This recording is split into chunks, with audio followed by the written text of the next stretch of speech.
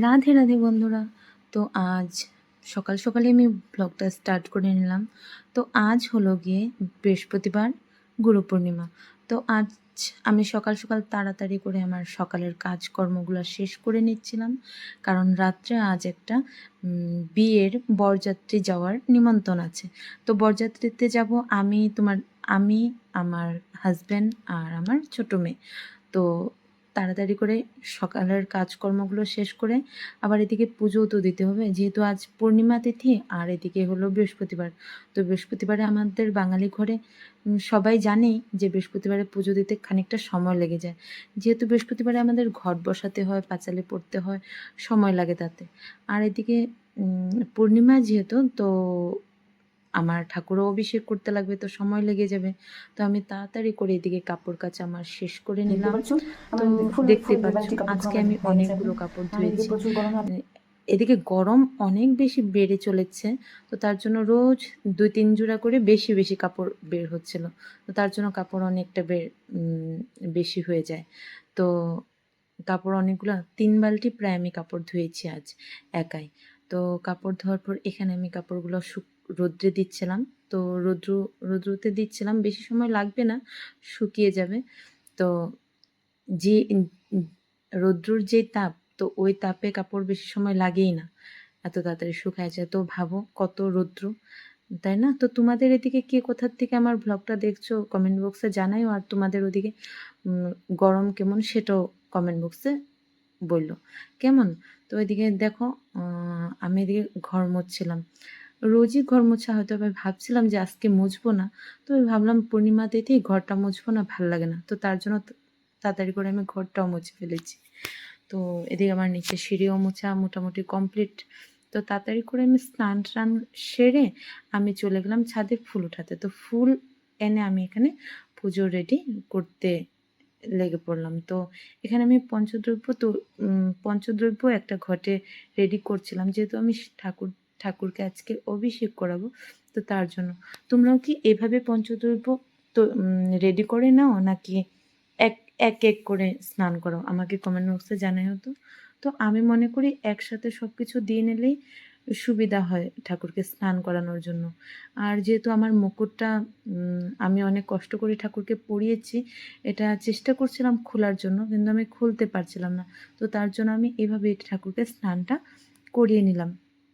এদিকে দেখো আমি ভালো করে দই দিয়ে আমি ম্যাসাজ করে দিচ্ছিলাম ঠাকুরকে।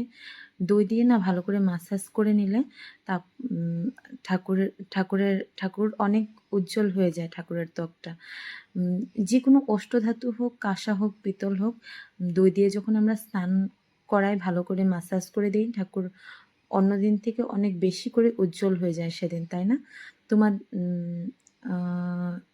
তো তার জন্য আমি ভালো করে দই দিয়ে ম্যাসাজ করে নিয়েছিলাম। এখন আমি পঞ্চদ্রব্য দিয়ে ঠাকুরকে স্নান করিয়ে দিচ্ছিলাম, কারণ পঞ্চদ্রব্য দিয়ে স্নান করানোর পরে তো সাদা জল দিয়ে আমি ঠাকুরকে স্নান করে নিলাম।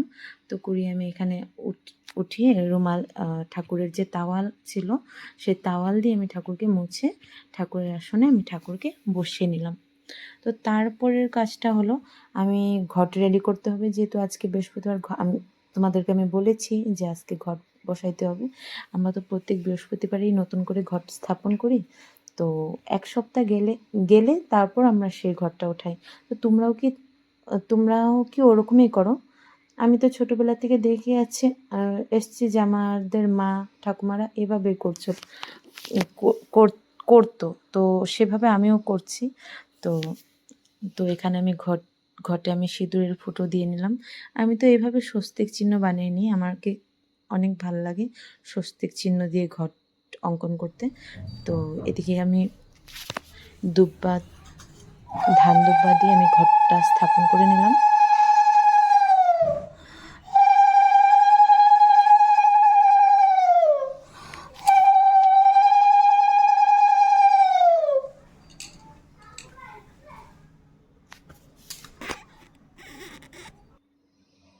এদিকে প্রত্যেক বৃহস্পতিবারে তো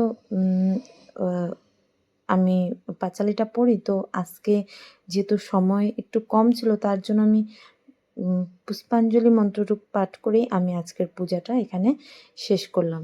মা লক্ষ্মীদেবীর আরাধনা করা শেষ করলাম।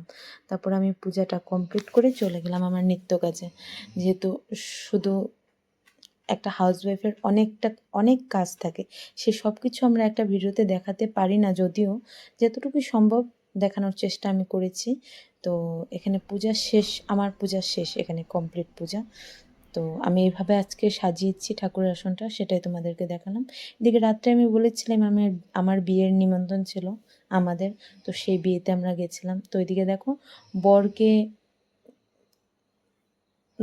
বরের শালা মানে মেয়ের ভাই এখানে নাচ করছিল বরের স্বাগতের জন্য। তো এখানে বর নামছে গাড়ি থেকে, তো আমরাও সবাই অনেক ফুর্তি করলাম, সবাই নাচছিল, কি সুন্দর গান বাজছিল, তো কেউ থেমে থাকতেই পারেনি, সবাই নাচছিল। তো এখানে দেখো আমার পিছনে সবাই, এই যে মামার বাবা, খুব ফুর্তি করছিল, ভালোই লাগছিল প্রায়। তো আমরা সবাই গেছিলাম, দেখো কত ভিড় ছিল না। তো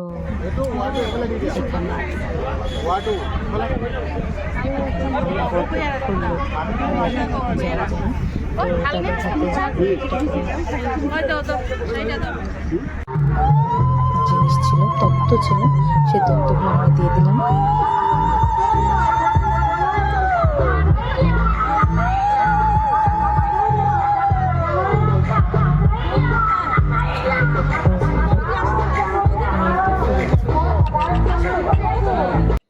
লোকেদের কাছে উঠিয়ে দিলাম। আর এটা হলো নতুন বউয়ের মুখটা ভারী মিষ্টি, তাই না? সাজটাও খুব সুন্দর মানিয়েছিল ওকে, আর লাল বেনারসিতে তো আরো সুন্দর উজ্জ্বল লাগছিল বউকে। তো আমরা সবাই এখানে কিভাবে এনজয় করলাম তোমরা দেখতে থাকো আমার এই ব্লগটা। আর এই ব্লগটা আর বেশি লম্বা করবো না। তো এখানে জামাই বসে পড়েছে বিয়ের পিড়িতে, বিয়ে এখানে শুরু প্রায়। তো খেয়ে দিয়ে বিয়ের বাড়ি থেকে চলে আসলাম, বেশি দেরি করলাম না, যেহেতু রাত 9টা হয়ে গেছে।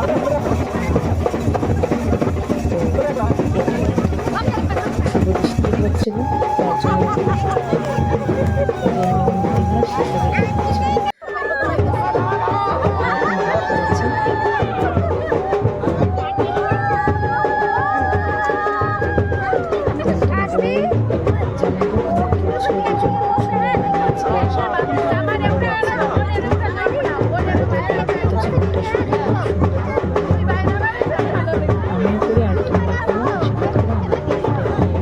শেষ করলাম। রাধে রাধে।